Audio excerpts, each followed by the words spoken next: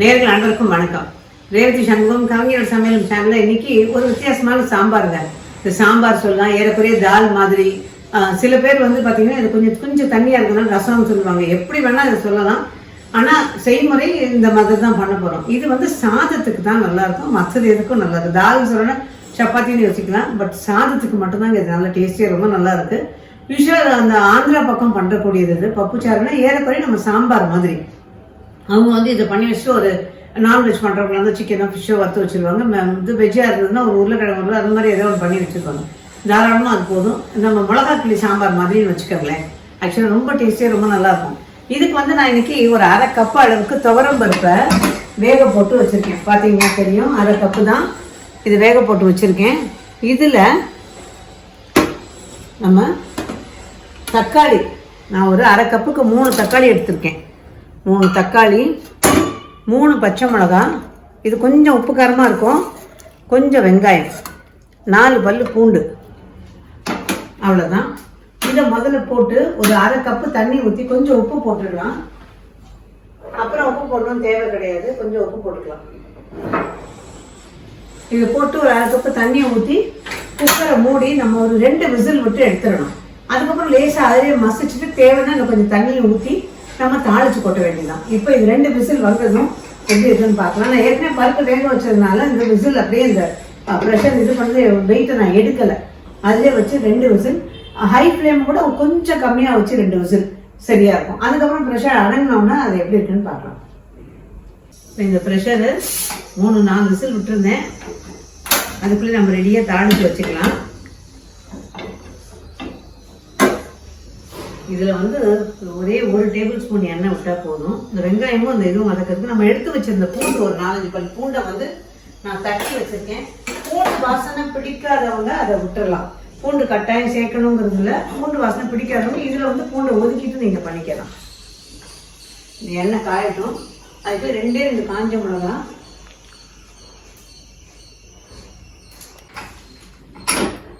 இது ப்ரெஷர் வந்து அடங்கியாச்சு. இந்த பக்கம் எண்ணெய் காய வச்சிருக்கேன். இது பார்த்தீங்கன்னா தெரியும். இப்போ இதில் வந்து நம்ம ஒரு கரண்டியால் மசிச்சா போதும். கரண்டியால் மசிச்சுட்டு ரொம்ப மசிக்கணுங்கிறது இது அப்படியே நம்ம இது பண்ணாலே மசிஞ்சிடும். நல்லா மசிச்சு விட்டுடலாம். கரண்டியால் மசிக்கிறது எவ்வளோ முடியுமோ அதை மட்டும் மசிச்சுக்கலாம். ஃபுல்லாக கரையணுங்கிறது இல்லை. தீயை கொஞ்சம் ஆன் பண்ணிவிட்டு தீயை குறைச்சிடுறேன். குறைச்சிட்டு இதில் மிளகாய்த்தூள் ஒரு 1/2 ஸ்பூன் அளவுக்கு மிளகாய்த்தூள். கொஞ்சம் காரம் பிடிக்கிறவங்க 1 ஸ்பூன் போட்டுக்கலாம். 1/2 ஸ்பூன் மிளகாய்த்தூள். அதோட புளி தண்ணி ஒரு சின்ன நெல்லிக்காய் அளவு புளி எடுத்து வச்சுருந்தேன். அதை வந்து கரைச்சி விட்டுருக்கேன். அந்த அளவு விட்டால் போதும். இதனால் இன்னும் கொஞ்சம் தண்ணி சேர்க்கணும். நம்ம லாஸ்ட்டில் சேர்த்துக்கலாம். அதை இப்போ இது நல்லா கொதிக்கணும்.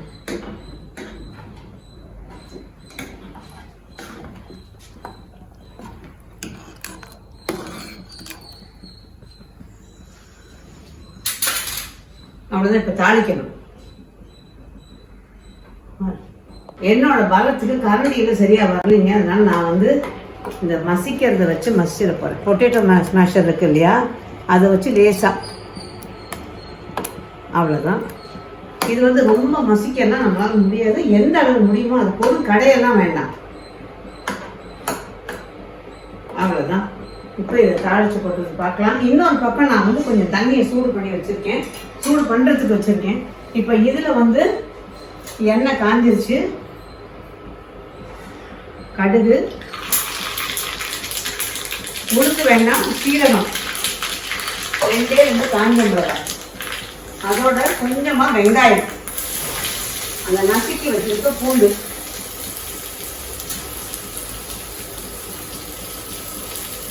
இதை வந்து நல்லா வதக்கணும். இது ரொம்ப அப்படியே நிறம் மாறி வதங்கணுங்கிறது கிடையாது, லேசாக வதங்கினா போதும்.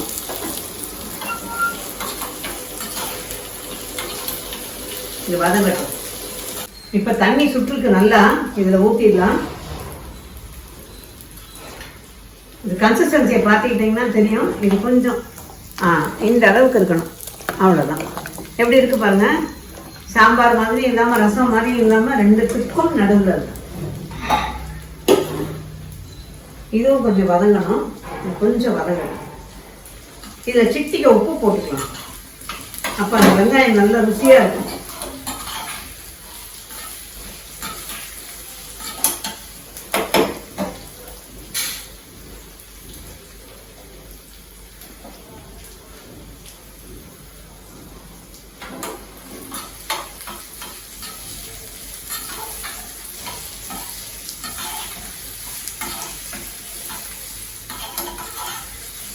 இது இப்போ நல்லா வதங்கிடுச்சு. இந்த அளவு வதங்கினா போகுது. பெருசாக நிறம் மாறி வதங்கணுங்கிறது கிடையாது. இப்போ வந்து கருவேப்பிலையை கொஞ்சத்தை கிள்ளி இதில் போட்டுக்கலாம். கொஞ்சத்தை இதில் போட்டுடலாம். ஏன்னா கருவேப்பிலை கொஞ்சம் வதங்கும் போது போட்டுட்டு பச்சையாக போட்டிங்கன்னா நல்ல ஒரு ஃப்ளேவர். நான் ஆஃப் பண்ணிடுறேன். அவ்வளோதான். இப்போ இதில் வந்து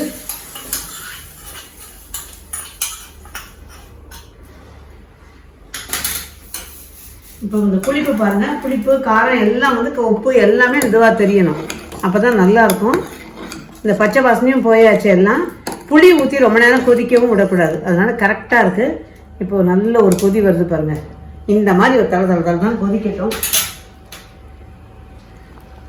கொத்தமல்லி லாஸ்ட்டில் ஒரு டிஸ்பிளே பாத்திரத்தில் எடுத்துகிட்டு அதுக்கப்புறமா இதை அப்படியே மேலே கொஞ்சம் கொத்தமல்லி தூவி பரிமாறணும் அப்படின்னா சூப்பராக இருக்கும். அவ்வளோதான். இப்போ இது ரெடி ஆயாச்சு. எடுத்து ஊற்றி வச்சுட்டேன். இது எங்கள் 5 பேருக்கும் கரெக்டாக இருக்கும். ஏன்னா கொஞ்சம் தளதெல்லாம் ஊற்றி சாப்பிட்ணும். இது வந்து சும்மா அப்படியே லேசாக அப்படி பட்டும் படாமல்னா காரக்குழம்பு சாப்பிட்ற மாதிரிலாம் சாப்பிடக்கூடாது.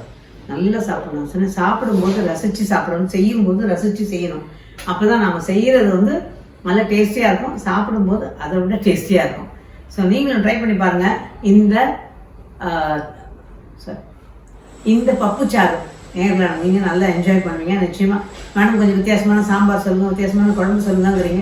ஸோ ஓரளவுக்கு எனக்கு தேடி இந்த மாதிரி விஷயங்களை தான் நான் பார்த்து சொல்கிறேன். ஏன்னா டே டு டே நமக்கு சரியாக இருக்கணும்ல. ஒரு நாள் சாம்பார் வச்சோம்னா, ஒரு நாள் குழம்பு, ஒரு நாள் குருமா, ஒரு நாள் பருப்பு, ஒரு நாள் ஏதாவது கலந்து சாதம் அப்படின்னு 7 நாளைக்கு 7 விதமாக செஞ்சோம் அப்படின்னு வச்சுங்க.